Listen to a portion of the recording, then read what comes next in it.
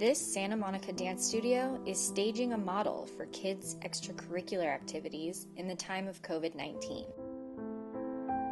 DC Dance LA created an outdoor studio in their parking lot. They set up tents to shade the dancers from the sun and taped 6-foot squares on the pavement to ensure each dancer kept an appropriate distance. They also added a water break station where dancers could safely remove their masks. The kids do a pretty good job of knowing for themselves. The kids that want to be back in the studio know that this is serious and that if we want to stay open and stay safe, they need to stay separated.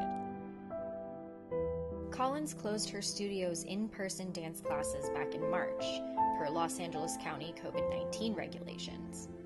But attendance plummeted, and she knew she needed an alternative. Once school was over, people just faded away.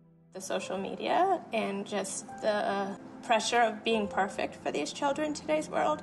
So much anxiety, so much fear on these young women. To put this on top of their plate is just, I'm really nervous for them. On June 1st, Los Angeles officials allowed fitness and recreation centers to operate outdoors. In place of the studio's annual recital, Collins hosted the first parking lot dance party on June 13th. She invited her students to drive by in their recital costumes and masks. As her students returned to outdoor classes, Collins noticed that many were more reserved than normal. When they started dancing, the students' demeanors changed. Once the music's on and there's a little giggle behind the masks, dance is such an expression and a release and therapy in itself. The students also practiced improvisation exercises to flex their creativity muscles, all without touching.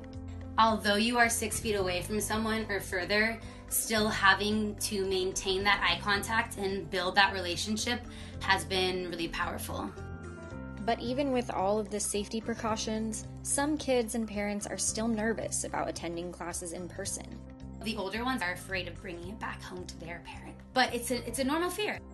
But for the most part, Collins believes her outdoor dance classes are keeping kids mentally healthy during a stressful time. But she doesn't know when they'll be back in the studio altogether again.